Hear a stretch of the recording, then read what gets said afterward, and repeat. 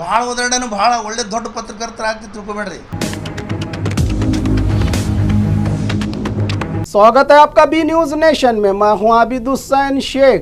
BJP के झूठे वादों और रमेश जिगजनगी के बयान पर भड़के एसएम पाटिल गनिहार। रमेश जिगजनगी पर एसएम पाटिल गनिहार का हमला 40 साल की राजनीति में कोई बड़ा किया हो साधना तो बताएं मेंबर ऑफ पार्लियामेंट, कहा स्पोक पर्सन ने। कर्नाटका कांग्रेस के स्पोक पर्सन ने सांसद रमेश जिगजनगी पर तीखा हमला बोलते हुए कहा कि वो जो खुद कोई खास काम नहीं कर पाए, उन्हें कांग्रेस सरकार की साधना समावेश पर सवाल करने का अधिकार नहीं। आज एक प्रेस कॉन्फ्रेंस के दौरान कांग्रेस के प्रवक्ता एसएम पाटिल गनिहार ने कहा कि सिद्धरामैया सरकार ने 3 सालों में गरीबों के लिए कई जनहित योजनाएं और गारंटी स्कीम्स लागू की हैं। उन्होंने बीजेपी और प्रधानमंत्री नरेंद्र मोदी पर भी निशाना साधते हुए महंगाई, बेरोजगारी और पेट्रोल डीजल के दामों पर सवाल उठाए। गनिहार ने कहा कि बीजेपी ने बड़े बड़े वादे तो किए थे जनता से, लेकिन ज़मीन पर लोगों को महंगाई और मुश्किलों का सामना करना पड़ रहा है। साथ ही उन्होंने रमेश जिगजनगी से सवाल किया कि 7 बार मेंबर ऑफ पार्लियामेंट रहकर बीजापुर के लिए क्या बड़ा योगदान दिया। इस प्रेस कॉन्फ्रेंस के दौरान मीडिया के पूछे गए तीखे सवाल और कांग्रेस सरकार के दौरान इन्हीं मुद्दों पर बीजेपी के हंगामे पर सड़कों पर उतरकर बवाल मचाने वाली बीजेपी का हवाला देते हुए सिर्फ बयानबाजी से क्या इन मसलों का हल होगा, पूछा गया एसएम पाटिल से मीडिया ने सवाल। मान्य माध्यम ಮಿತ್ರರಿಗೆ ಇಂದಿನ ಮಾಧ್ಯಮಗೋಷ್ಠಿಗೆ ಸ್ವಾಗತ ಬಯಸುತ್ತಾ, ಇಂದಿನ ಮಾಧ್ಯಮಗೋಷ್ಠಿಯ ವಿಷಯ ಇತ್ತೀಚೆಗೆ ತುಮಕೂರಿನಲ್ಲಿ ಕರ್ನಾಟಕ ಸರ್ಕಾರ 3 ವರ್ಷಗಳ ಪೂರೈಸಿದ್ದಕ್ಕಾಗಿ ಸಾಧನಾ ಸಮಾವೇಶ ಮಾಡಿದರು. ಆ ಸಾಧನಾ ಸಮಾವೇಶವನ್ನು ನಮ್ಮ ಸಂಸದರಾದ ರಮೇಶ್ ಜಿಗಜಿಣಗಿ ಅವರು ಬಹಳ ಕಟುವಾದ ಶಬ್ದಗಳಲ್ಲಿ ಟೀಕೆ ಮಾಡಿದ್ದಾರೆ. ಮೊದಲನೇದಾಗಿ ಜಿಗಜಿಣಗಿಯವರು ಯಾರಿಗೂ ಟೀಕೆ ಮಾಡೋ ಅರ್ಹತೆನೇ ಇಲ್ಲ ಅವರಿಗೆ, ಮೊದಲನೇ ಮಾತು. ಯಾಕಂದರೆ ಅವರು ಸಾಧನೆಯೇ ಇಲ್ಲ ಏನು. 40 ವರ್ಷಗಳ ರಾಜಕಾರಣದಲ್ಲಿ ಬಿಜಾಪುರ ಜಿಲ್ಲೆ ಸಚಿವರಾಗಿ, ಸಂಸದರಾಗಿ ಒಳ್ಳೆ ಒಳ್ಳೆ ಖಾತೆಗಳನ್ನು ನಿಭಾಯಿಸಿದ್ರು. ಕನ್ಸ್ಟ್ರಕ್ಟಿವ್ ವರ್ಕ್ ಬಿಜಾಪುರಕ್ಕೆ ಮಾಡಲೇ ಇಲ್ಲ ಅವರೇನು. ಇದು ಮೊದಲನೇದಾಗಿ ನಾನು ಹೇಳೋದು. ಸಾಧನೆಯ ಅರ್ಥನೇ ಅವರಿಗೆ ಗೊತ್ತಿಲ್ಲ ಅಂತ ನಾನು ಹೇಳ್ತೀನಿ ಸಂದರ್ಭದಲ್ಲಿ. ಸಿದ್ದರಾಮಯ್ಯ ಸರ್ಕಾರದ ಸಾಧನೆಗಳು ಏನೂ ಇಲ್ಲ ಅಂತ ಇವ್ರು ಹೇಳ್ತಿದ್ದಾರೆ. ಸಾಕಷ್ಟು ಸಾಧನೆ ಇದ್ದಾವೆ. 300 ಸಾಧನೆಗಳು ನಾವು ಮಾಡಿದ್ದೀವಿ ಅಂತ ತಿಳ್ಕೊಂಡು ಸರ್ಕಾರ ಪ್ರಕಟಣೆ ಕೊಟ್ಟಿದೆ. ಬಡವರನ್ನು ಮೇಲೆತ್ತುವಂಥ ಕಾರ್ಯಕ್ರಮ ಮಾಡಿದೆ. ಪಂಚ ಗ್ಯಾರಂಟಿನೂ ಒಂದು ಸಾಧನೆಯೇ. ಕಳೆದ 3 ವರ್ಷಗಳಿಂದ ಬಡವರಿಗೆ ಆರ್ಥಿಕವಾಗಿ ಮೇಲೆತ್ತಲು, ಸಾಮಾಜಿಕವಾಗಿ, ಶೈಕ್ಷಣಿಕವಾಗಿ ಏನು ಮಾಡಬೇಕು ಎಲ್ಲ ಮಾಡ್ತಾಯಿದ್ದಾರೆ. ಬರೀ ಟೀಕೆ ಮಾಡೋದು ಬಿಡಿ, ಸಾಧನೆಗಳನ್ನು ಮೊದಲು ನೋಡಿ. ಕೇವಲ ಟೀಕೆಗಾಗಿ ಟೀಕೆ ಮಾಡಬಾರ್ದು. ಇನ್ನು ಇದ್ರ ಸಮಾನಾಂತರವಾಗಿ ನಾನು ಹೇಳೋದೇನೆಂದರೆ, ಕಳೆದ 12 ವರ್ಷಗಳಿಂದ ಕೇಂದ್ರದಲ್ಲಿ ಬಿ ಜೆ ಪಿ ಸರ್ಕಾರ ಇದೆ. ನೀವು ಅಷ್ಟು ವರ್ಷಗಳಿಂದ ಸಂಸದರಾಗಿದ್ದೀರಿ. ಬಿ ಜೆ ಪಿ ಸರ್ಕಾರ ಬಂದಾಗಲೂ ಸಂಸದರಾಗಿದ್ದಿರಿ, ಅದಕ್ಕಿಂತಲೂ ಮೊದಲು ಸಂಸದರಾಗಿದ್ದರು. ಬಿ ಜೆ ಪಿ ಸರ್ಕಾರ ಬರೋದಕ್ಕಿಂತಲೂ ಮೊದಲು ಮೋದಿಯವರ ಭಾಷಣಗಳನ್ನು ನೀವು ಒಂದು ಸಲ ಅವಲೋಕನ ಮಾಡಿಬಿಡಿ. ಎಲ್ಲ ಸಾಮಾಜಿಕ ಜಾಲತಾಣಗಳಲ್ಲಿ, ಯೂಟ್ಯೂಬ್ಗಳಲ್ಲಿ ಇದಾವೆ. ಅವ್ರು ಮೊದಲು ಹೇಳಿದ್ದೇನು, ಈಗ ಹೇಳಿದ್ದೇನು. ಆಧಾರ್ ಕಾರ್ಡ್ ಯೋಜನೆಯನ್ನು ಇದೇ ಮೋದಿಯವರು ಮುಖ್ಯಮಂತ್ರಿ ಇದ್ದಾಗ ವಿರೋಧ ಮಾಡಿದ್ರು. ದೇಶದ ಆರ್ಥಿಕ ಪರಿಸ್ಥಿತಿ ಬಗ್ಗೆ ಮಾತಾಡ್ತಾ ಇದ್ರು.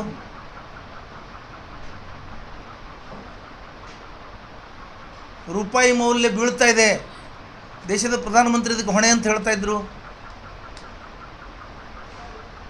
ಮನಮೋಹನ್ ಸಿಂಗ್ರವರನ್ನು ಮೌನಿ ಬಾಬಾ, ಮೌನಿ ಪ್ರಧಾನಮಂತ್ರಿ ಅಂತ ಹೇಳ್ತಾ ಇದ್ದರು. ವರ್ಷಕ್ಕೆ 200 ಕೋಟಿ ಉದ್ಯೋಗ ಕೊಡ್ತೀನಿ ಅಂತ ಹೇಳಿದ್ರಿ.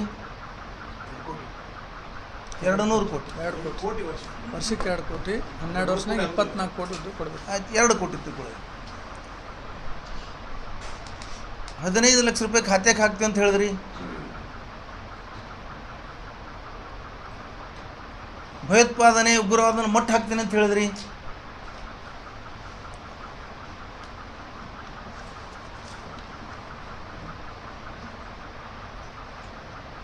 ಕರೋನಾವನ್ನು ಕಂಟ್ರೋಲ್ ಮಾಡ್ತೀನಿ ಅಂತ ಹೇಳಿ ನೀವು ದೊಡ್ಡ ಘೋಷಣೆ ಮಾಡಿದ್ರಿ. ಕರೋನಾ ಬಂದಾಗ 20 ಲಕ್ಷ ಕೋಟಿ ಕರೋನಾದ ಬಿಡುಗಡೆ ಮಾಡಿದ್ರಿ. ನಿರ್ಮಲಾ ಸೀತಾರಾಮನ್ ಅವರು ಒಂದು ವಾರಗಟ್ಟಲೆ ತಮ್ಮ ಸಹಾಯಕ ಮಂತ್ರಿಯನ್ನು ತಗೊಂಡು ಪತ್ರಿಕಾಗೋಷ್ಠಿ ಮಾಡಿದ್ದು 20 ಲಕ್ಷ ಕೋಟಿ ಯಾವ ಇಲಾಖೆಗೆ ಯಾವುದಕ್ಕೆ ಎಷ್ಟು ಅಂತೇಳಿ ಒಂದು ರೂಪಾಯಿನೂ ಬಿಡುಗಡೆ ಆಗಿಲ್ಲ. 20 ಲಕ್ಷ ಕೋಟಿಯಲ್ಲಿ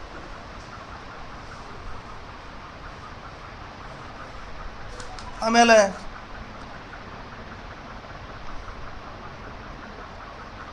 ಕಾಂಗ್ರೆಸ್ಸಿಗೆ ಮಾತೆತ್ತಿದ್ರೆ ಕಾಂಗ್ರೆಸ್ ಟೀಕಾ ಮಾಡ್ತೀರಿ.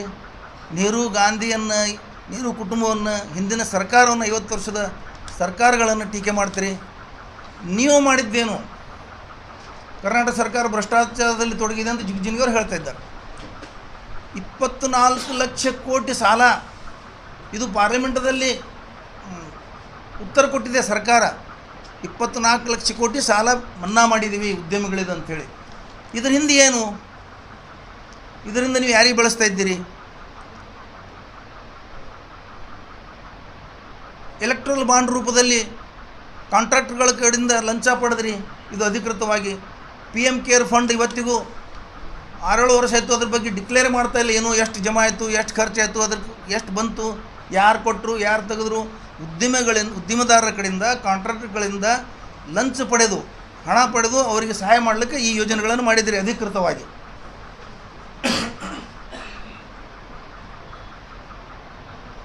ಭಯೋತ್ಪಾದನೆ ಕಡಿಮೆ ಮಾಡ್ತೀವಿ ಅಂತ ಹೇಳಿ ಘೋಷಣೆ ಮಾಡಿದ್ರಿ. ಪುಲ್ವಾಮಾದಲ್ಲಿ ಉಗ್ರವಾದಿಗಳು ನಮ್ಮ ಸೈನಿಕರನ್ನು 44 ಸೈನಿಕರನ್ನು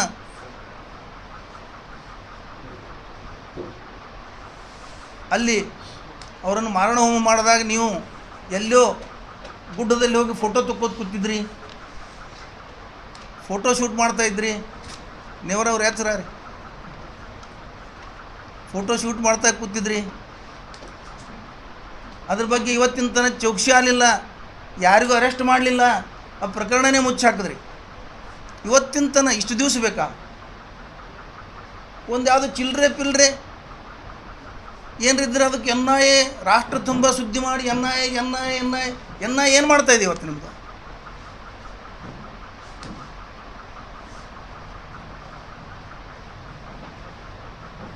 ಆಮೇಲೆ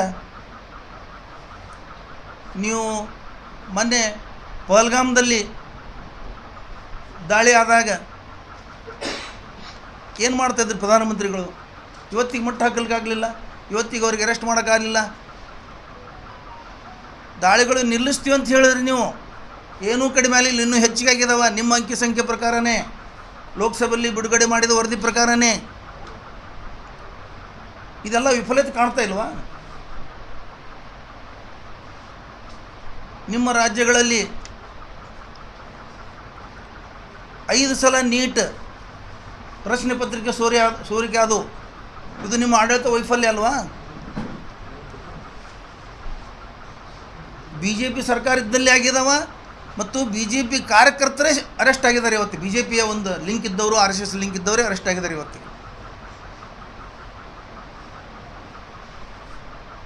ಇದು ವೈಫಲ್ಯ ಅಲ್ವಾ ನಿಮ್ಮದು? ವಿಫಲತೆ ಅಲ್ವಾ? ಇದು ಏನು ಕಾಣ್ತಾ ಇಲ್ಲ ನಿಮ್ಗೆ? ಜಿಗ್ಜಿನ್ಗಿಯವ್ರು ಹೇಳ್ತಾರೆ ನೀಟ್ ಪ್ರಶ್ನೆ ಪತ್ರಿಕೆ ಸೋರಿಕೆ ಹಾಕಿದ ದೇಶದ ಶಿಕ್ಷಣ ಮಂತ್ರಿ ಏನು ಮಾಡಬೇಕು? ಯಾರೋ ಬಂದು ಫೋಟೋ ತೊಗೊಂಡ್ರೆ ಅವ್ರೇನು ಮಾಡಬೇಕು? ಅದರಲ್ಲಿ ಅವ್ರ ಪಾತ್ರ ಏನಿದೆ ಅಂತ ಕೇಳ್ತಾ ಇದ್ದಾರೆ. ಶಿಕ್ಷಣ ಮಂತ್ರಿ ಹೆಸರೇನು? ಧರ್ಮೇಂದ್ರ ಪ್ರಧಾನ್ ಅವ್ರ ಪಕ್ಕದಲ್ಲಿ ನಿಂತು ಯಾರೋ ಫೋಟೋ ತೊಗೊಂಡು ಅವ್ರೇನು ಮಾಡ್ಬೇಕು? ಅರೆಸ್ಟ್ ಆದವ್ರು ಫೋಟೋ ತೊಗೊಂಡ್ರೆ ಅವ್ರ ಪಕ್ಕದಾಗ ನಿಂತು ಅವ್ರ ಲಿಂಕ್ನಲ್ಲಿದ್ದವರು ಅವರು. ಜಿಗ್ಜಿನ್ಗಿಯವ್ರು ಕೇಳ್ತಾರೆ, ಅದೇನು ಸಂಬಂಧ ಇಲ್ಲವಲ್ಲ, ಸಮರ್ಥನೆ ಮಾಡ್ಕೋತಾರೆ ಅವರನ್ನು. ಧರ್ಮೇಂದ್ರ ಪ್ರಧಾನ್ ಅವರನ್ನು. ರಫೇಲ್ ಹಗರಣ ಮುಚ್ಚಿ ಹಾಕಿದ್ರಿ. ಸುಪ್ರೀಂ ಕೋರ್ಟ್ಗೆ ಅಫಿಡೇವಿಟ್ ಕೊಟ್ಟದ್ದು ಕೇಂದ್ರ ಸರ್ಕಾರ, ಇದು ಎಲ್ಲಿಯೂ ಜಗತ್ತಿನಲ್ಲಿ ಆಗಿಲ್ಲ, ಫೈಲ್ ಕಳೆದು ಹೋಯಿತು ಅಂತ. ಸುಪ್ರೀಂ ಕೋರ್ಟ್ಗೆ ಪ್ರಮಾಣ ಪತ್ರ ಸಲ್ಲಿಸಿದ್ರು, ಫೈಲ್ ಕಳೆದು ಹೋಗಿದೆ ಅಂತ. ಎಂಥ ಒಂದು ಇವು ನಾಚಿಕೆಗೇಡಿನ ವಿಷಯಗಳಿವೆಲ್ಲ. ಅದು ಆ ಸುಪ್ರೀಂ ಕೋರ್ಟ್ ಒಪ್ಕೊಂಡು ಬಿಡ್ತು, ಅದಕ್ಕೆ ಒಪ್ಕೊಂಡು ಜಜ್ಮೆಂಟ್ ಅವ್ರ ಪರವಾಗಿ ಕೊಟ್ಟೇ ಬಿಡ್ತು. ನಮ್ಮ ಕೋರ್ಟ್ಗಳು ಯಾವ ದಾರಿಯಲ್ಲಿ ಹೋಗ್ತಾ ಇದ್ದಾವೆ, ನಮ್ಮ ಸಂವಿಧಾನ ಎಲ್ಲಿಗೆ ಬಂದಿದೆ ಪರಿಸ್ಥಿತಿ ಇದು. ಬೆಲೆ ಏರಿಕೆ ಅಂತ ಕೂಗಾಡ್ತಿದ್ರು ಮೋದಿಯವರು, ಬಿ ಜೆ ಪಿಯವರು. ಇರಾಣಿ, ಸ್ಮೃತಿ ಇರಾಣಿ ಗ್ಯಾಸ್ಗಳು ತೊಗೊಂಡು 10 ರೂಪಾಯಿ ಏರಿದ್ರೆ ಗ್ಯಾಸ್ ತೊಗೊಂಡು ರಸ್ತೆಯಲ್ಲಿ ಕುಂತು ಡ್ಯಾನ್ಸ್ ಮಾಡ್ತಿದ್ರು. ಇವತ್ತು ಗ್ಯಾಸಿನ ಪರಿಸ್ಥಿತಿ ಎಲ್ಲಿಗೆ ಬಂದಿದೆ? ನೀವು ಎಷ್ಟು ರೊಕ್ಕ ಕೊಟ್ಟರು ಸಿಗಲಾರ್ದಂಗಾಗಿದೆ ಪರಿಸ್ಥಿತಿ. ಪೆಟ್ರೋಲ್ ಬಂಕ್ಗಳ ಮುಂದೆ ಗಾಡಿಗಳು ನಿಲ್ತಾ ಇದ್ದಾವೆ. ನಿನ್ನೆ ನಮ್ಮ ಗೆಳೆಯರೊಬ್ಬರು ಹೇಳಿದ್ರು, ಏನು ರಿಕಾರ್ಡಕ್ಕೆ ಹೋಗಿದ್ರಿ? ಇಲ್ಲರಿ 2 ಪೆಟ್ರೋಲ್ ಪಂಪ್ ಸುತ್ತದೆ, ನನಗೆ ಡೀಸೆಲ್ ಸಿಗಲಿಲ್ಲ, ನಾ ಮತ್ತೆ ಎಲ್ಲೇ ಸುತ್ತು ಹಾಕೊಂಡು ಬಂದೇನೆ ಅಂತ ಹೇಳಿ ಒಬ್ಬ ರಿಟೈರ್ ಪ್ರಿನ್ಸಿಪಾಲ್. ಬೆಲೆ ಏರಿಕೆ ಕೇವಲ ಒಂದು ವಾರದಲ್ಲಿ 2 ಸಲ ಏರಿಸಿದ್ರಿ. ಅವಾಗ 10 ಪೈಸೆ 25 ಪೈಸೆ ಬೆಲೆ ಏರಿದ್ರೆ ಭಯಂಕರ ದೇಶದ ತುಂಬ ಸುದ್ದಿ. ಕೂಗಿದ್ದವ್ರು ಬಿ ಜೆ ಪಿಯವರು.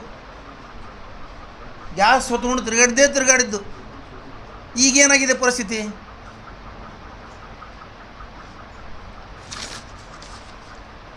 ಇತ್ತೀಚೆಗೆ ವಿದೇಶಕ್ಕೆ ಹೋಗಿ ಅಲ್ಲಿ ಭಾಷಣ ಮಾಡ್ತಾರೆ ಪ್ರಧಾನಮಂತ್ರಿಯವರು. ಬಡತನ ಬರ್ತದೆ, ಅಯ್ಯೋ ಎಂಥ ಮಾತು. ಬಡತನ ಬರ್ತದೆ ಅಂತ ಹೆದರಿಸ್ತಾ ಇದ್ದೀರಿ ದೇಶದ ಜನರಿಗೆ. ಕಾಂಗ್ರೆಸ್ ಸರ್ಕಾರ ಗರೀಬಿ ಹಠಾವ್ ಯೋಜನೆಯೇ ಮಾಡಿತ್ತು, ಬಡತನ ದೂರ ತೊಗೊಂಡು ಹೋಗ್ಲಿಕ್ಕೆ ಗರೀಬಿ ಹಠಾವ್ ಘೋಷಣೆನೇ ಇತ್ತು, ಯೋಜನೆಯೇ ಇತ್ತು. ನೀವು ಉಲ್ಟಾ ಬಡತನ ಬರ್ತದೆ ಅಂತ ಹೆದರಿಸ್ತಾ ಇದ್ದೀರಿ ಜನರಿಗೆ. ಒಬ್ಬ ಪ್ರಧಾನಮಂತ್ರಿ ಮಾತಾಡೋ ಮಾತುಗಳಿವು ಯಾವ ಜಿಗಜಿನಿಗೆ ಅವ್ರು ಕಾಣ್ತಾ ಇಲ್ವಾ? ಇದು ವಿಫಲತೆ ಅಲ್ವಾ ಜಿಗಜಿನಿಗೆ ಅವ್ರ ದೃಷ್ಟಿಯಲ್ಲಿ? ಜಿಗಜಿನಿಗೆಯವರು ನಮ್ಮ ಜಿಲ್ಲೆಯಲ್ಲಿ ಒಬ್ಬ ಸೌಮ್ಯ ರಾಜಕಾರಣಿ, ಒಬ್ಬ ಪರಿಪಕ್ವ ರಾಜಕಾರಣಿ ಅಂಥೇಳಿ ಇತ್ತು ಇತ್ತೀಚಿನವರೆಗೆ. ಈಗ ಅವರು ಅವಸರಕ್ಕೆ ಬಿದ್ದಿದ್ದಾರೆ. ಅವಸರಕ್ಕೆ ಏನೋ ಆಗ್ಬೇಕಂತಾರೆ, ಅವಸರಕ್ಕೆ ಬಿದ್ದಿದ್ದಾರೆ. ಮುಖ್ಯಮಂತ್ರಿ ಆಗ್ಬೇಕಂತಾರೆ ಅವರು. 28ರಾಗ ದಲಿತ ಮುಖ್ಯಮಂತ್ರಿ ಆಗಲಿ ಅಂತ ಹೇಳಿ ಘೋಷಣೆ ಮಾಡ್ತಾಯಿದ್ದಾರೆ. ಅವರೇ ಬೇಡಿಕೆ ಮಾಡ್ತಾಯಿದ್ದಾರೆ, ಅವರೇ ಮುಖ್ಯಮಂತ್ರಿ ಆಗ್ಬೇಕಂತಾರೆ. ಹಿಂಗೆ ಹೇಳಿದ್ರೆ ನನಗೆ ಮುಖ್ಯಮಂತ್ರಿ ಕ್ಯಾಂಡಿಡೇಟ್ ಘೋಷಣೆ ಮಾಡ್ತಾರೆ ಅಂತ ಹೇಳಿ. ಆಯಿತು, ನಿಮ್ಮ ಕ್ಯಾಂಡಿಡೇಟ್ ಘೋಷಣೆ ಮಾಡಂತ ಹೇಳ್ರಿ, ನಮ್ಮ ಜಿಲ್ಲೆ ಜನ ನಿಮಗೆ ಬೆಂಬಲ ಕೊಡ್ತಾರೆ. ನೀವು ಮುಖ್ಯಮಂತ್ರಿ ಆದರೆ ಚಲೋನೇ, ವಿರೋಧ ಪಕ್ಷದಾಗ ಇರ್ಬೋದು ನೀವು. ಆದರೆ ನಮ್ಮ ಜಿಲ್ಲೆಯವರೊಬ್ಬರು ಮುಖ್ಯಮಂತ್ರಿ ಆದ್ರೆ ಒಳ್ಳೇದಲ್ಲ ನಮಗೆ. ನಮ್ಮ ಜಿಲ್ಲೆ ಒಂದು ಹೆಮ್ಮೆ. ನೀವು ಅವಸರಕ್ಕೆ ಬಿದ್ದು ಸುಳ್ಳುಗಳನ್ನು ಸಮರ್ಥಿಸ್ಕೊಳ್ಳೋದು, ಯಾರು ಆಡಳಿತ ಪಕ್ಷದ ಟೀಕೆಗಳನ್ನು ಮಾಡೋದು, ಸಿದ್ದರಾಮಯ್ಯ ಸಾಧನೆಯ ಸರ್ದಾರ, ಮೋದಿಯವರು ವಿಫಲತೆಯ ಸರ್ದಾರ. ಒಬ್ಬ ಸಾಧನೆಯ ಸರ್ದಾರ್ಗೆ ನೀವು ಟೀಕೆ ಮಾಡ್ತಾಯಿದ್ದೀರಿ. ಸಿದ್ದರಾಮಯ್ಯರ ಆಡಳಿತವನ್ನು ಭಾಳ ಸಮೀಪದಿಂದ ನೋಡಿದವರಿದ್ದೀರಿ ನೀವು.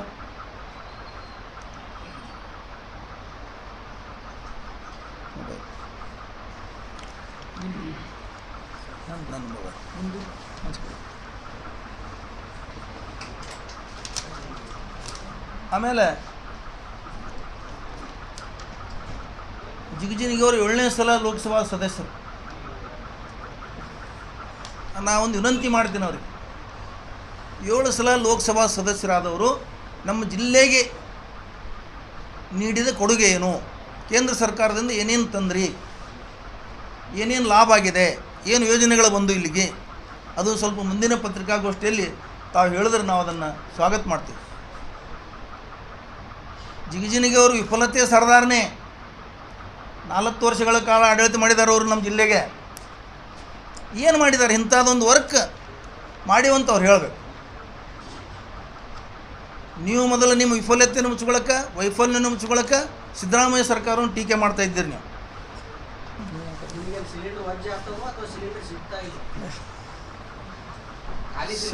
ಖಾಲಿ ಸಿಲಿಂಡರ್ ಸಿಗ್ತಾ ಇದಾವ.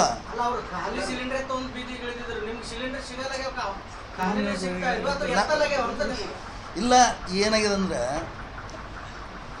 ದೇಶದ ಪರಿಸ್ಥಿತಿ ಎಲ್ಲಿ ಹೋದಂತ ಹೇಳಿದ್ರೆ ಒಂದು ವರ್ಗ ಬರೀ ಟೀಕೆನೇ ಟೀಕೆ. ಒಂದು ಸೌಮ್ಯವಾಗಿ ರಾಜಕಾರಣ ಮಾಡ್ಬೇಕಾಗ್ತದೆ. ಅವ್ರಂಗೆ ರಸ್ತಾದ ನೆತ್ತಿ ದಿನ ಕೂಗೋದು, ದಿನ ಅರಿವಿ ಹರ್ಕೊಳ್ಳೋದು, ಇಂಥ ಒಂದು ಸಂಸ್ಕೃತಿ ನಮ್ಮ ಪಕ್ಷದಲ್ಲ.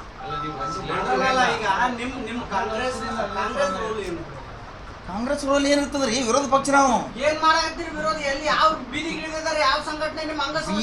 ಬೀದಿಗಿಳಿಯುವುದೇ ಒಂದು ಸಾಧನೆ ಅಲ್ಲ. ಸಾಧನೆ ಅನ್ನೋದು ಬೀದಿಗಿಳಿ ವರ್ಕ್ ಮಾಡಿ ತೋರಿಸ್ತಾ ಇದ್ದೀವಲ್ಲ. 3 ವರ್ಷದ ಸಾಧನೆ ತೋರಿಸಿದ್ದೀವಲ್ಲ ತುಮಕೂರದಲ್ಲಿ. ಬೆಲೆ ಏರಿಕೆ ವಿರುದ್ಧ ಏನು ನಾವು ಹೆಂಗೆ ಹೇಳ್ತೀವಿ ಹಂಗೆ ಹೆಚ್ಚಿಗೆ ಮಾಡ್ತಾರೆ ಅವರು. ಒಂದು ವಾರದಲ್ಲಿ 2 ಸಲ ಹೆಚ್ಚಿಗೆ ಮಾಡಿದ್ದಾರೆ. ನಿಮಗೆ ಕಾಣೋದಿಲ್ವಾ? ನಿಮಗೆ ಕಾಣೋದಿಲ್ಲ ಮಾಧ್ಯಮದವ್ರಿಗೆ? ನಿಮಗೇನು ಕಾಣ್ತಾ ಇದೆ ಮಾಧ್ಯಮದವ್ರಿಗೆ? ನೀವು ಮಾಧ್ಯಮದವ್ರು ಏನು ಮಾಡ್ತಾ ಇದ್ದೀರಿ ರಾಷ್ಟ್ರ ಮಟ್ಟದಲ್ಲಿ? ನಿಮಗೆ ಇದು ಕಾಣಿಸೋದೇ ಇಲ್ವಾ? ನಿಮ್ಗೆ ಏನೋ ಜನರ ಸಮಸ್ಯೆಗಳು? ಮಾಧ್ಯಮದವ್ರು ಏನು ಮಾಡ್ತಾ ಇಲ್ಲ. ನೀವು ಮಾಧ್ಯಮದವ್ರು ಮೋದಿ ಟಾಮ್ ಟಾಮ್ ಮಾಡ್ತೀರಿ.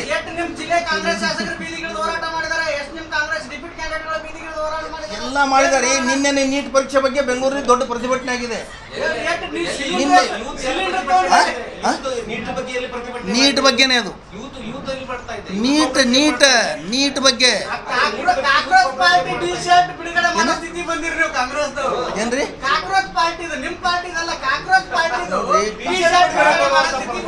ಆ ಕಾಕ್ರೋಚ್ ಪಾರ್ಟಿಗೆ ಬಿಜೆಪಿ ಸರ್ಕಾರ ಹೆದರಿ ಬ್ಯಾನ್ ಮಾಡಿದೆ. ಅಲ್ರಿ, ನೀವು ಜಿರಳೆಗೆ ಹೆದರಿ ಬ್ಯಾನ್ ಮಾಡ್ತಾ ಇದ್ದಾರೆ ಇವರು. ಎಲ್ಲ ಜಿರಳೆಗೆ ಹೆದರಿ ಬ್ಯಾನ್ ಮಾಡ್ತಾರೆ. ನೀವು ಈಗ ದೇಶಗಳನ್ನು ಎದುರಿಸಲಿಕ್ಕೆ ಆಗ್ತದ ನಿಮಗೆ? ಆ ಜಿರಳೆಗೆ ಹೆದರಿ ಬ್ಯಾನ್ ಮಾಡ್ರಿ. ಅದಕ್ಕೆ ಜಿರಳೆಗೆ ಹೆದರಿ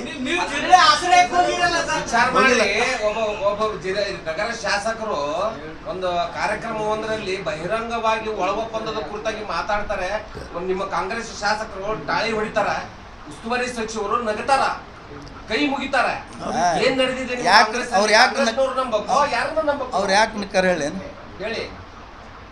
ಹುಚ್ಚೇನೋ ಮಾತಾಡ್ತಿದೆ. ಅದು ಹುಚ್ಚದ ಜೊತೆ ಏನು ನೋಡೋದು ಅಂತ ನಕ್ತಾರೆ ಅಷ್ಟೇ. ಹುಚ್ಚದ ತಿಳ್ಕೊಂಡು ನಕ್ಕಾರ ಅಷ್ಟೇ. ನೆಗ್ಲೆಕ್ಟ್ ಮಾಡೋದು ನಗು ಅಂದ್ರೆ ನಿರ್ಲಕ್ಷ್ಯದ ನಗು ಅದು. ಪಾಟೀಲ್ ಗಣಿಯಾರ್ ಅವರು ಪಾರ್ಟಿ ಅಧ್ಯಕ್ಷ ಕೂತ್ಕೊಂಡೆ ಪ್ರೆಸ್ ಮೀಟ್ ಮಾಡಲ್ಲ, ನಿಮ್ಮ ಅಧ್ಯಕ್ಷರೇ ಮಾಡಲ್ಲ, ನಿಮ್ಮ ಅಧ್ಯಕ್ಷರ ಟೀಕೆ ಮಾಡಲ್ಲ. ಅದ ಹೆಂಗ್ ಸಮರ್ಥನೆ ಮಾಡ್ಕೊತೀರಿ ಕಾಂಗ್ರೆಸ್? ಮತ್ತು ಕಾಂಗ್ರೆಸ್ ಸಮರ್ಥನೆ ನಿಮ್ಮದು. ನಾ ಬಿಜೆಪಿ ಅವ್ರದ್ದು ಮಾಡ್ಬೇಕು ಸಮರ್ಥನೆ. ಅನಿವಾರ್ಯ ಮಾಡ್ಲೇಬೇಕು. ಕಾಕ್ರೋಚಿಗೆ ಹೋಗಿರಲ್ಲ ಮತ್ತೆ ಕಾಕ್ರೋಚಿಗೆ ಹೋಗಿಲ್ರಿ. ನೀವು ತಪ್ಪು ತಿಳ್ಕೊಬೇಡ್ರಿ. ಸಿಎಂ ಅವ್ರು ಏನ್ ಮಾಡ್ಯಾರ ಈಗ? ತಡ್ರಿ, ಯುವಕರು ಟೀ ಶರ್ಟ್ ತಗೊಂಡೋಗಿ ನಾವು ಕಾಕ್ರೋಚ್ ಮಾಡ್ತೀವಿ, ನಮ್ದು ಇದು ಶರ್ಟ್ ಬಿಡುಗಡೆ ಮಾಡ್ರಿ ಅಂತ ಹೇಳಿದಾರೆ. ಅದೇನು ಸಮರ್ಥನೆ ಅಲ್ಲ. ಆಯ್ತಪ್ಪ, ಒಂದು ಶರ್ಟ್ ಬಿಡುಗಡೆ ಮಾಡೋಣ ಅಂತ ಹೇಳಿದಾರೆ ಅವರು. ಅದೇನು ಪಾರ್ಟಿ ಸಮರ್ಥನೆ ಏನದು? ಹುಡುಗರು ಯುವಕರು ಪಾರ್ಟಿ ಇಲ್ಲದ ಏನಿಲ್ಲ ಸರ್. ನಾವು ಇದೊಂದು ಕಾಕ್ರೋಚಿದ್ದು ಅದೇ ಸರ್ ಡಿಕ್ಲೇರ್ ಅದನ್ನು ಬಿಡುಗಡೆ ಮಾಡಿದಾರೆ ಅವರು. ದೊಡ್ಡವ್ರ ಕಡೆಯಿಂದ ಇವಾಗ ಬುಕ್ ಬರೀತೀನಿ, ಆ ಬುಕ್ ಬಿಡುಗಡೆ ಮಾಡಿಸು ನಿಮ್ಮಂತ ದೊಡ್ಡವ್ರ ಕಡೆಯಿಂದ ಮಾಡಿಸೋದು ದೊಡ್ಡ ಕೆಲಸ. ಆ ಬುಕ್ಕ ಬಿಡುಗಡೆ ಮಾಡ್ಯಾರ ಅಂದ್ಕೊಳ್ಳೇನೆ ಅವರು ಆ ಬುಕ್ಕದ ಬಗ್ಗೆ ಸಂಬಂಧ ಜನತಾ ಪಾರ್ಟಿ, ಅದು ಕಾಂಗ್ರೆಸ್ ಜನತಾ ಪಾರ್ಟಿ ಅಲ್ಲ. ಅದು ನೋಡ್ರಿ, ಕಾಂಗ್ರೆಸ್ ಜನತಾ ಪಾರ್ಟಿ ಅಂದ್ರೆ ರಾಜಕೀಯ ಪಕ್ಷ ಅಲ್ಲದು. ಸಾಮಾಜಿಕ ಜಾಲತಾಣದಲ್ಲಿ ಅದೊಂದು ಸಂಘಟನೆ, ಯುವಕರದೊಂದು ಸಂಘಟನೆ, ಒಂದು ಆಕ್ರೋಶ ಐತೆ ಅದ್ರಾಗ. ಯುವಕರ ಸಂಘಟನೆ. ಇವತ್ತು ಏನು ಭಾರತದ ಎಲ್ಲ ದನಿಗೆ ನಾವು ಕಾಂಗ್ರೆಸ್ ಏನದಲ್ಲ ಪ್ರಜಾಪ್ರಭುತ್ವವಾದಿ ಸಂದರ್ಭದಲ್ಲಿ ಸ್ವಲ್ಪ ಶಾಂತ ಇರ್ರಿ, ಕೂಲಿರ್ರಿ ಸ್ವಲ್ಪ. ಈ ಭಾರತದ ನಮ್ಮ ಮುಖ್ಯ ನ್ಯಾಯಾಧೀಶರು ಯುವಕರನ್ನ ಜಿರಳೆಗೆ ಹೋಲಿಸಿ ಮಾತಾಡಿದಾಗ ನೋವಾಯ್ತು ಯುವಕರಿಗೆ. ಈ ದೇಶದ ಯುವಕರಿಗೆ ನೋವಾಗಿ ಕೆಲವೇ ಯುವಕರು ಅವ್ರ ಪದ ಬಳಸಿರೋದನ್ನ ಕೆಲವೇ ಯುವಕರಲ್ಲಿ ಒಳ್ಳೆಯವರು ಇದ್ದಾರೆ, ಕೆಟ್ಟವರು ಇದ್ದಾರೆ. ಓಕೆ, ಆಯ್ತಾ? ಮನುಷ್ಯರಲ್ಲಿ ಆಯ್ತು. ಕೆಲವೇ ಯುವಕರು, ಕೆಲವೇ ಮಾಧ್ಯಮದವರು, ಕೆಲವೇ ಯೂಟ್ಯೂಬ್ದವರು, ಕೆಲವೇ ಮಾಹಿತಿ ಹಕ್ಕು ಕಾರ್ಯಕರ್ತರು, ಹೇಳ್ರಿ ಇಲ್ಲ, ಕೆಲವೇ ಮಾಹಿತಿ ಕಾರ್ಯಕರ್ತರು ಯಾರು ಸಾಮಾಜಿಕ ಸಂಘಟನೆ ತೊಡಗೊಂಡಿರ ಅವ್ರಿಗೆ ಕೆಲವೇ ಅಂದ್ರೆ ಅದೆಲ್ಲರಿಗೂ ಹತ್ತುದೆ. ಇವತ್ತು ಒಬ್ಬ ಮುಖ್ಯ ನ್ಯಾಯಮೂರ್ತಿ ಮಾತಾಡೋಂಥ ಶಬ್ದ ಅಲ್ಲ ಲೂಸ್ ಟಾಕ್. ಅದನ್ನು ನೀವು ಯಾರು ಮಾಧ್ಯಮದವರು ಹೈಲೈಟ್ ಮಾಡೋದಿಲ್ಲ, ವಿರುದ್ಧ ಮಾತಾಡೋದಿಲ್ಲ. ಅದಕ್ಕೆ ಮಾತಾಡ್ಬೇಕಲ್ಲ, ಖಂಡಿಸ್ಬೇಕಲ್ಲ. ನೀವು ಖಂಡಿಸ್ಬೇಕಲ್ಲ. ನಾವು ಖಂಡಿಸ್ತೀವಿ, ಭಾಳ ಸಲ ಖಂಡಿಸ್ತೀವಿ, ಇವತ್ತು ಖಂಡಿಸ್ತೀವಿ. ಅದಕ್ಕೆ ಹೌದು, ತಪ್ಪದು, ಮಾತಾಡಬಾರ್ದಲ್ಲ. ಅದೇ ಮಾತಾಡ್ತಾರ ಜಿರಳೆ ಅಂತ ಹೇಳ್ತಾರೆ, ಜನರಿಗೆ ಜಿರಳೆ ಅಂತಾರ. ಲೂಸ್ ಟಾಕ್ ಅದು. ಎಲ್ಲರೂ ಇಡೀ ದೇಶದ ಜನನೇ ಖಂಡಿಸ್ತಾರೆ. ಅದಕ್ಕೆ ಜಜ್ಮೆಂಟ್ ಖಂಡಿಸಿದ್ದೇ ರಿಸಲ್ಟ್. ಇದು ಟೀ ಶರ್ಟ್ ಬಿಡುಗಡೆ ಆಗಿದ್ದು, ಕಾಕ್ರೋಚ್ ಪಾರ್ಟಿ ಆಗಿದ್ದು, ಅದು ಖಂಡಿಸಿದ್ದೇ ಬಿಡುಗಡೆ. ಅದು ಏನ್ರಿ ಬಾಸಿ ಸಾಹೇಬ್, ಅದು ಖಂಡಿಸಿದ್ದೇ. ಅದು ಅಲ್ಲ ಸರ್, ಈಗ ನೀವು ಹೇಳ್ತಾ ಇರೋದು ಕೇಂದ್ರ ಸರ್ಕಾರದ ವಿರುದ್ಧ ನೀವು ಎಷ್ಟು ಹೋರಾಟ ಮಾಡಾಕತ್ತೀರಿ? 12 ವರ್ಷ ಮಾಡಿದೀವಿ. ನಿಮಗೆ ಅವರು ಒಂದು 3 ಮಂದಿ ನಿಂತು ಗಾಂಧಿ ಚೌಕನಾದ್ರೆ ನಿಮ್ಗೆ ಕಾಣುತ್ತಲ್ಲ. ನಾವು 100 ಮಂದಿ ನಿಂತರು ನಿಮ್ಗೆ ಕಾಣಲ್ಲ. ಏನು ಮಾಡೋದು ನಾವು? ನೀವು ಯಾರು ಬರೋದೇ ಇಲ್ಲ ಅಲ್ಲಿ. ಅವ್ರು ಇದಕ್ಕೆ ಹೋಗ್ತೀರಿ ರಾತ್ರಿ. ಒಂದು ಭಾಷಿಯವ್ರೆ ಒಂದು ಫ್ರ್ಯಾಂಕ್ಲಿ ಮಾತಾಡ್ತೀನಿ. ಒಂದ್ ಸಾಮಾಜಿಕ ಜಾಲತಾಣಗಳು ನಿಮ್ ಕಾಂಗ್ರೆಸ್ ಶಾಸಕರು ನೋಡ್ಬಿಡೋದು. ಒಂದೇ ಒಂದು ಟೀಕೆಗಳಿದ್ರೆ, ಒಂದೇ ಒಂದು ಆಕ್ರೋಶ ಇದ್ರೆ ನೀವ್ ಹೇಳಿದ ಕೇಳ್ತಾರೆ. ಅಂದ್ರೆ ಏನು ಅಂಗಿ ಹರ್ಕೊಂಡು ಹರಿದಾಡೋದ್ರೇ ಅಲ್ರಿ, ಒಂದ್ ಅಂಗಿ ಹರ್ಕೊಂಡು ಓಡಾಡೋದ್ರೇ ಕಾರ್ಯಕರ್ತರು ಪ್ರತಿಭಟನೆ. ಪೋಸ್ಟ್ ಇಲ್ಲ ರೀ ಅಲ್ಲಿ. ಯಾವ ವೇದಿಕೆ ಮೇಲೆ ಖಂಡಿಸ್ಬೇಕು, ಯಾವ ವೇದಿಕೆ ಮೇಲೆ ಪ್ರತಿಭಟನೆ ಮಾಡಬೇಕು ಮಾಡ್ತಾರೆ. ಎಲ್ಲಿ ಮಾಡ್ತಾರೆ? ಮಹಿಳಾ ಅವರು ಮಾಡ್ಯಾರ, ಯುವಕರು ನಿನ್ನೆ ಮಾಡ್ಯಾರ ದೊಡ್ಡ ಪ್ರಮಾಣದಾಗ. ಇನ್ನೊಂದು ವಿಷಯ ಹೇಳ್ತೀನಿ ಸರ, ಒಂದು ಹೇಳ್ತೀನಿ. ಇಲ್ಲಿ ಕೂತ್ರಿ ನೀವೆಲ್ಲರೂ ಫ್ರ್ಯಾಂಕ್ಲಿ ಮಾತಾಡೋನು ನಾಯಕರ. ನೀವು ನೋಡ್ರಿ, ಆದೇಶದವ್ರು 6, 7, 8 ಗಂಟೆಗೂ ಅವ್ರ ಸಭಾ ಇರಲಿ ದರ್ಬಾರ್ ಗ್ರೌಂಡ್ನಾಗ. ನೀವೆಲ್ಲರೂ ಹಾಜರಿರ್ತೀರಿ. ನೀವೆಲ್ಲರೂ 8, 9 ತನಕ ಹಾಜರಿದ್ದು ಆ ನ್ಯೂಸ್ಗಳನ್ನು ಅಬ್ಸರ್ವ್ ಮಾಡ್ತೀವಿ. RSSದವ್ರು ನಮ್ಮದು ಯಾಕೆ ಮಾಡೋದಿಲ್ಲ? ಅದೇ ಥರ ಮಾಡ್ಬೇಕಲ್ಲ. ನೀವು ಆರೋಗ್ಯ ಮಾಡಲಿಲ್ಲ ಯಾವ್ದು ಅವ್ರಂಗೆ ಮಾಡೋದಿಲ್ಲ ನಾವು. ಅವ್ರಂಗೆ ಮಾಡೋದಿಲ್ಲ, ನೀವು ಮಾಡಲ್ಲ, ನಮ್ಗೆ ನೋಡಲ್ಲ. ನೀವು ಮಾಡಲಿಲ್ಲ ಯಾವ್ದು ಆರೋಗ್ಯ ಸರ್, ನೀವು ಅಧಿಕಾರದ ಇದ್ರಾಗದಿರಿ. ನಿಮ್ಗೆ ಹೆಂಗ್ ಪ್ರೆಸ್ ಮೀಟ್ 14 ವರ್ಷ ಆಯ್ತು ನಾವು ಅಧಿಕಾರದಿಂದ ದೂರ ಇದ್ದೀವಪ್ಪ ಮಾರಾಯ. ನೀವು ಕಾಂಗ್ರೆಸ್ನವರು ಒಂದು ಸರಿಯಾದ ಪ್ರೆಸ್ ಮೀಟ್ ಕರೆಯಂಗಿಲ್ಲ, ಸರಿಯಾಗಿ ಮಾಹಿತಿ ಕೊಡೋಂಗಿಲ್ಲ. ನೀವು ಆಯ್ತು ಕಾಂಗ್ರೆಸ್ದವ್ರು ಯಾವಾಗ ಒಂದು ಮಾಹಿತಿ 14 ವರ್ಷ ಆಯ್ತು ಬೇಡ್ರಿ. 14 ವರ್ಷ ಆಯ್ತು, 14 ವರ್ಷ ಆಯ್ತು. ಈ ಮೀಡಿಯಾ ಮೋದಿಯವ್ರ ಮುಂದೆ ನಿಂತು ಒಂದು ಪ್ರಶ್ನೆ ಕೇಳಿಲ್ಲ. 14 ವರ್ಷ ಆಯ್ತು ಇವತ್ತಿಗೆ. ನೀವು ಕಾಂಗ್ರೆಸ್ ಅವ್ರೊಂದು ಮಾಹಿತಿ ಕೊಡಲಿಲ್ಲ ಯಾವಾಗ ಒಂದು ಸಲ ಅಂದ್ರೆ ಟೀಕೆ ಮಾಡ್ತಿರೋದನ್ನು. 14 ವರ್ಷ ಆಯ್ತು ಒಂದು ಪ್ರೆಸ್ ಮೀಟ್ ಮಾಡಿಲ್ಲ, ಪತ್ರಕರ್ತರು ನಿಂತಿಲ್ಲ. ಇನ್ನೊಂದು ಪ್ರೆಸ್ ಮೀಟ್ ಮಾಡ್ಬೇಕಂತ ಏನಾದ್ರು ಸಂವಿಧಾನಬದ್ಧ ರೂಲ್ಸ್ ಗಿಲ್ಸ್ ಮಾಡಿಟ್ರಿ ನಾವು. ಇದು ಖರೆ ಬರೋಬರ. ಪ್ರೆಸ್ ಮೀಟ್ ಮಾಡ್ಬೇಕಂತ ಏನಾದ್ರು ಪ್ರಧಾನಿ ಪ್ರೆಸ್ ಮೀಟ್ ಮಾಡ್ಬೇಕಂತ ಏನಾದ್ರು ಸಂವಿಧಾನಬದ್ಧ ರೂಲ್ಸ್ ಗಳಿದಾವ. ಕರೆಕ್ಟ್ ಒಪ್ಕೋತೀನಿ ನಾನು ಈ ಮಾತು. 100ಕ್ಕೆ 100 ಒಪ್ಪಬೇಕಿದು. ಅಲ್ಲ ನಿಜ ಅದ. ಯಾಕಂದ್ರೆ ಅವ್ರು ಏನ್ ಅಲ್ಲ ರೀ. ಮನ್ ಕಿ ಬಾತ್ ನೊಳಗೆ ಹೇಳ್ತಾರ, ಏನ್ ಹೇಳ್ಬೇಕು ಜನರಿಗೆ ಹೇಳ್ತಾರ. ಅವ್ರ ಕಾರ್ಯಕ್ರಮಗಳು ಡೋರ್ ಟು ಡೋರ್ ಮುಟ್ಟಕತ್ತವ. ಮತ್ತು ಹಂಗಾರೆ ನಿನ್ನಿನ ದಿವಸ ಅಂದ್ರೆ 12 ವರ್ಷದಿಂದ ಮೌನಿ ಬಾಬಾ ಮಾತಾಡಲ್ಲ ಅಂತಿದ್ರಲ್ಲ, ಅಲ್ಲ ಅವ್ರು ಸ್ಟೇಜ್ ಮೇಲೆ ಅವ್ರು ಮಾತಾಡ್ಬೇಕಂತಿತ್ತ? ಅಂತ. ಇವ್ರಿಗೆ ಕೇಳಿಸ್ಬೇಕಾ? ಅಲ್ಲ, ಒಂದು ಪ್ರೆಸ್, ಒಂದು ಪತ್ರಕರ್ತರ ನೀವು ನಿಮ್ಮದೇ ಒಂದು ಪ್ರಶ್ನೆ ಕೇಳ್ರಿ ಮೋದಿ ಅವರಿಗೆ. ಒಮ್ಮೆ ನಾರ್ವೆ ಅಲ್ಲಿ ನೋಡ್ರಿ, ಇಡೀ ಜಗತ್ತಿನಾಗೆ ಮರ್ಯಾದೆ ಹೊಂಟೈತಿ. 2 ಟೆಲಿಪ್ರಾಂಪ್ಟರ್ ಇಟ್ಕಿಂದ ಮಾತಾಡತ್ತಾರ. ಅಲ್ಲ ನಾ ಕೇಳೋದು ಮಾಡಬೇಕು ಅಂತ ಪರದೇಶದ ಪತ್ರಿಕಾ ರಂಗದೊಳಗೂ ಏನೋ ಒಂದು ಇದು ಇಲ್ಲ. ಅಂದ್ರೆ ಪತ್ರಿಕಾಗೋಷ್ಠಿ ಪ್ರಧಾನ ಆದವರು ಒಂದು ಏನೋ ಒಂದು ವಿದೇಶಕ್ಕೆ ಹೋದ್ಮೇಲೆ ಮಾಡೋದಿಲ್ವಾ? ಪರದೇಶದಾಗ ನಾರ್ವೆದಾಗ ಹೋಗಿ ಪತ್ರಕರ್ತ ಪ್ರಶ್ನೆಗೆ ಒಂದು ಹುಡುಗಿ ಪ್ರಶ್ನೆ ಕೇಳಿ ಓಡ್ ಹೊಂಟ್ರ ಪ್ರಧಾನಮಂತ್ರಿಗಳು. ಅದೆಲ್ಲ ಬ್ಲಾಕ್ ಮಾಡ್ಯಾರ. ಓಡ್ ಹೊಂಟ್ರ, ಅದು ಬ್ಲಾಕ್ ಮಾಡ್ಯಾರ. ಇವತ್ತು ಒಂದು ಮರ್ಯಾದೆಗೆ ಇಡೀ ಕೆಲಸ ನಮ್ಮ ದೇಶದ. ಪಾರ್ಲೆ ಮೆಲೋಡಿ ಚಾಕ್ಲೇಟ್ ತಗೊಂಡು ಹೋಗಿ ಆ ಇಟಲಿ ಪ್ರಧಾನಮಂತ್ರಿ ಕೊಟ್ಟು 1800 ವರ್ಷ ನಾನು ನೋಡಿದ ಮೊನ್ನೆ ಇಟ್ಲಿ ಹೋದಾಗ. ನೀವು ನಾರ್ಮಲ್ ಆಗಿ ಒಬ್ಬ ಹುಡುಗಿಗೆ ಏನಾದ್ರು ನೀವು ಒಂದು ಚಾಕ್ಲೇಟ್ ಕೊಟ್ರೆ ಏನು ಹಿಡ್ಕೊ ಹೊಡಿತಾರೆ ಜನ. ನಮ್ಮ ದೇಶದ ಪ್ರಧಾನಿ ಇನ್ನೊಂದು ಪ್ರಧಾನಿಗೆ ಹೋಗಿ ಇದನ್ನ ಕೊಟ್ಟಿದ್ದಾರೆ, ಚಾಕ್ಲೇಟ್. ಅವ್ರ ಧೈರ್ಯ ಮೆಚ್ಚ. ಅವ್ರು ಹೊಡೆದಿಲ್ಲ ಅಷ್ಟೇ. ನೀವು ಹೇಳೋದೇನೋ ಹೊಡಿಬೇಕಾಯ್ತು, ಹೊಡೆದಿಲ್ಲ. ನೋಡ್ರಿ, ನೀವು ಅದು ಚಾಕ್ಲೇಟ್ ಒಂದು ಅಂತಾರಾಷ್ಟ್ರೀಯ ಇಶ್ಯೂ, ದೇಶದ ಇಶ್ಯೂ. ಚಾಕ್ಲೇಟ್ ತಗೊಂಡು ಅವ್ರದ್ದು ವೈಯಕ್ತಿಕ ಚಾಕ್ಲೇಟ್ ತಗೊಂಡು ಕುಡುದ ಅಲ್ಲಲ್ಲ, ಚಾಕ್ಲೇಟ್ ನೋಡ್ರಿ. ಅದೇನ್ ಅಂತಾರಾಷ್ಟ್ರೀಯ ನೀವು issue ಆ? ಅದೇ ಅಂತಾರಾಷ್ಟ್ರೀಯನೂ ಅಲ್ಲ, ದೇಶನೂ ಅಲ್ಲ. ಕೇಳಲ್ಲ ನಿನ್ನೆ. ಅದು ವೈಯಕ್ತಿಕ ಅಂತ ತಿಳ್ಕೊಂಡ್ಬಿಡ್ತೀವಿ, ಆಯ್ತಾ? ಅದು ವೈಯಕ್ತಿಕ ಚಾಕ್ಲೇಟರೇ ಕೊಡ್ಲಿ, ಮತ್ತೆ ಇನ್ನೇನಾರ ಕೊಡ್ಲಿ, ನಮಗೆ ಸಂಬಂಧ ಇಲ್ಲ. ಮತ್ತೆ ಇನ್ನೇನು ಹೇಳ್ಬೇಕಿಲ್ಲ. ಇಲ್ಲಿ ದೇಶದ ಬೆಂಕಿ ಉರ್ಲಿಗತ್ತದ. ಅವ್ರು ಹೆಂಗ್ ಕೇಳ್ತಾರ ನೋಡ್ರಿ. ಮಣಿಪುರ ಸುಡಾಕತ್ತೈತಿ. ಇಲ್ಲಿ ದೇಶದ ಪೆಟ್ರೋಲ್ ಸಿಗಲ್ದು, ಗ್ಯಾಸ್ ಸಿಗಲ್ದು, ಬೆಲೆ ಏರಿಕೆ ಅದ. ಅಲ್ಲಿ ನೀವು ಡ್ಯಾನ್ಸ್ ಮಾಡಕ್ ಹೋಗ್ತೀರಿ ಇಟ್ಲಿಗೆ. ಪ್ರಧಾನಮಂತ್ರಿ ಕೆಲಸನೇ ಇದೆ. ಇದು ದೇಶದಾಗ ಏನಾಗಿದೆ? ನಿನ್ನೆ ಚಾಕ್ಲೇಟ್ ಒಂದೇ ಕಂಡಿದ್ದು, ಉಳಿದ ಒಪ್ಪಂದಗಳು ಯಾಕೆ ಕಂಡಿಲ್ಲ? ಬಿಜೆಪಿ ಅವ್ರಿಗೆ ಒಂದು ಕಲಾ ಇದೆ. ಬಿಜೆಪಿಯವರಲ್ಲಿ ನೀವು ಯಾಕೆ ಉಳಿದ ಒಪ್ಪಂದಗಳ ಬಗ್ಗೆ ಮಾತಾಡ್ತಾ ಬಿಜೆಪಿಯವರಲ್ಲಿ ಒಂದು ಕಲಾ ಏನಿದೆ, ಒಂದು ನಿಮಿಷ, ಕಲಾ ಏನಿದೆ ಅಂದ್ರೆ ದೊಡ್ಡ ಶಕ್ತಿ. ಏನು ಮಾಡಿದ್ರು ಸಮರ್ಥನೆ ಮಾಡ್ಕೋತಾರ ಅವ್ರು. ಅದು ಕಲಾ ಇದೆ. ಇಲ್ಲ, ಸಮರ್ಥನೆ ಮಾಡಂತದೇ ಮಾಡ್ತಾರ ಅಂತ ಅವ್ರ ಹತ್ತಾರ. ಹೌದು, ಅದನ್ನು ಮಾಡ್ತಾರೆ. ಸರ್, ರಮೇಶ್ ಅವ್ರೇನ್ ಹೇಳಿದ್ರು, ಮೆಲೋಡಿ ಚಾಕ್ಲೇಟ್ ಕೊಡೋದು ಅದನ್ನ ಆರೋಪ ಮಾಡ್ತೀವಿ.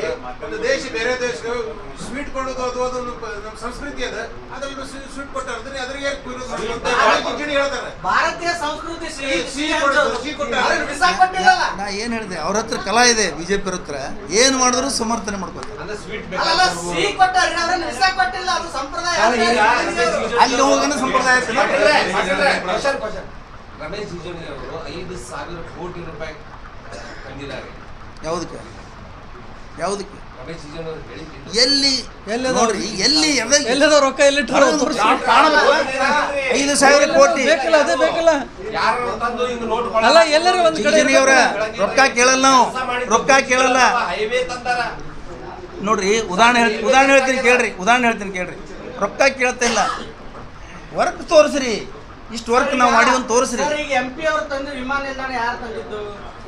MP ಅವರ ವಿಮಾನ ನಿಲ್ದಾಣ ಯಾರು ವಿಚಾರ ಮಾಡಿದ್ರು ಯಾರು ಮಾಡಿದ್ರು? ರಾಜ್ಯ ಸರ್ಕಾರ ರಾಜ್ಯ ಸರ್ಕಾರ ಇದ್ರು, ಯಡಿಯೂರಪ್ಪ ಅಡಿಗಲ್ ಹಾಕಿದ್ರು, ಬರೇ ಅಡಿಗಲ್ ಹಾಕಿ ಹೋದ್ರು. ಲೋಕೋಪಯೋಗಿ ಸಚಿವರು ಇದ್ರು.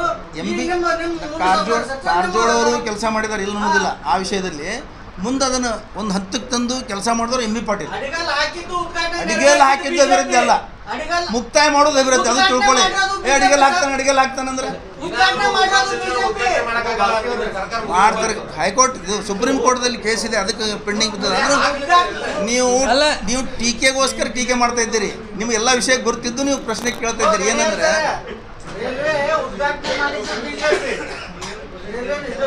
ವಿಮಾನ ನಿಲ್ದಾಣ ಉದ್ಘಾಟನೆ ಆಗಿದ್ದು ಬಿಜೆಪಿ. ಭೂಮಿ ಅಡಿಗಲ್ ಹೋಗಿ ನೀವು ತೆಗೆದು ನೆಲಕ್ಕೆ ನೋಡೋದು ಅಡಿಗಲ್ ಇರೋದು ಯಡಿಯೂರಪ್ಪ. ರೈಲ್ವೆ ನಿಲ್ದಾಣ ಅಪ್ಡೇಟ್ ಆಗಿರೋದು. ವಿಜಯಪುರದ ನಗರ ಸುತ್ತಮುತ್ತ ಓವರ್ ಬ್ರಿಡ್ಜ್ ಗಳನ್ನ ಒಂದ್ಸಲ ಅಡ್ಡಾಡ್ಬಿಡ್ರಿ. ಆಗದ ಇಲ್ಲ ಹೇಳ್ಬೇಕು. ನೀವು ಸುಮ್ಮನೆ ಅಲ್ಲ, ಒಂದು ನಿಮಿಷ ಹೋಯ್ತು. ಅಲ್ಲ, ಬ್ರಿಡ್ಜ್ಗೆ ಹೋಗಿದ್ದ ಮೊದಲ ಹೈವೇಗೆ 2 ತಾಸು ಹೋಗ್ಬೇಕು, 3 ತಾಸು ಹೋಗ್ಬೇಕಾಗಿತ್ತು. ಕೇಳ್ರಿ ಗುರುಗಳ. ಸೋಲಾಪುರ ಹೈವೇ ಇವ್ರ ಕಾಲಕ್ಕೆ ಆಗಿದ್ದಲ್ಲ. ಗಡ್ಕರಿ ಅವ್ರು ಅದು ಇವ್ರಿಗೆ ಗೊತ್ತಿಲ್ಲ. ಗಡ್ಕರಿ ಶಾಸನ ಮಾಡಿದ್ದು ಇವ್ರಿಗೆ ಗೊತ್ತಿಲ್ಲ. ಕಾಂಗ್ರೆಸ್ ಶಾಸಕರು ಯಶವಂತರೇಗೌಡ ಪಾಟೀಲ್ ಗಡ್ಕರಿ ರೋಡ್ ಮಾಡಿ ಬರ್ರಿ ನೀವು ಬರ್ರಿ.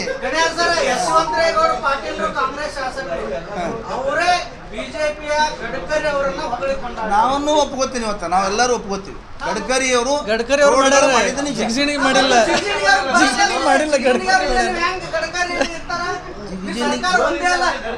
ಜಿಗಿಜಿನಿಗೆ ಅವ್ರು ಹೇಳ್ತಾರೆ ಅಷ್ಟೇ, ಅವ್ರು ಏನು ಮಾಡಿಲ್ಲ. 55 ವರ್ಷ ತಮ್ಮ ಸರ್ಕಾರ. ಬರೇ 70 ವರ್ಷ ಅಂದ್ರೆ ನೀವು ಬದನಾಮ್ ಮಾಡ್ತೀರಿ. 55 ವರ್ಷ ಕಾಂಗ್ರೆಸ್ ಸರ್ಕಾರ ಅಷ್ಟೇ. ಈಗ ಉದಾಹರಣೆಗೆ ಇಲ್ಲಿ ವಜ್ರಹನುಮಾನ್ ರೈಲ್ವೆ ಗೇಟ್ ಅವರು ಈಗ 65 ಕೋಟಿ ತಂದಿದ್ದೀನಿ ನಿಮ್ಮ ಸಚಿವರು ಮತ್ತೆ ನಿಮ್ಮ ಇಲ್ಲಿ ಸಾಕಾರ ಕೊಡ್ತಿಲ್ಲ ಅಂತ ಆರೋಪ ಮಾಡಿದ್ದಾರೆ ಸಂಸದರು. ಹೌದಲ್ರಿ? ಇವ್ರು ತಂದರು ಅವ್ರ ಸ್ವಂತ ಮನೆ ಕೆಲಸದ ಥರ. ಇದು ಯಾವುದು ಗಣೇಶ ನಗರ ಹತ್ರ ಅದು ಯಾವ ಸರ್ಕಲ್ ಹತ್ತಿರೋದು, ಅಲ್ಲಿನೂ ಅಂಡರ್ ಪಾಸ್ ರೋಡ್ ಆಗ್ತಾ ಇದೆಯಲ್ಲ, ಬೆಂಗಳೂರು ಬೈಪಾಸ್. ನೀವು ಯಾರಿಗೂ ಕರೀಲಾರ್ದೇನೆ ಸರ್ಕಾರ ಇದೆ, ಇಲ್ಲಿ ಒಂದು ಸರ್ಕಾರ ಇದೆ, ಆ ಬಿಜೆಪಿ ಪ್ರೋಟೋಕಾಲ್ ಮೇಂಟೈನ್ ಮಾಡಲಾರ್ದೇನೆ ಎಲ್ಲ ಬಿಜೆಪಿ ಕಾರ್ಯಕರ್ತರು ತಗೊಂಡು ನೀವೇ ಉದ್ಘಾಟನೆ ಮಾಡಿರ್ತಾರೆ. ನೀವು ಒಂದು ನಿಮಿಷ ನಿಮಗೆ ಸಹಕಾರ ಬೇಕಾಗಿಲ್ಲ, ನೀವು ಯಾರ್ದು ಕೋಆಪರೇಷನು ಬೇಕಾಗಿಲ್ಲ, ನಿಮಗೆ ಯಾರ ಜೊತೆ ಹೊಂದಾಣಿಕೆನೇ ಇಲ್ಲ. ನೀವು ಒಂದು ಸಂಸದರಾಗಿ 40 ವರ್ಷ ಆಳದವರು, ಮಂತ್ರಿಯಾಗಿ ನಿಮಗೆ ಪ್ರೋಟೋಕಾಲ್ ಬಗ್ಗೆ ನಾಲೆಜ್ ಇಲ್ಲ. ಯಾರಿಗೆ ಕರೀಲಾರ್ದೇನೆ ಮಾಡಿದ್ರೆ ನೀವು ಬಿಜೆಪಿ ಕಾರ್ಯಕರ್ತರು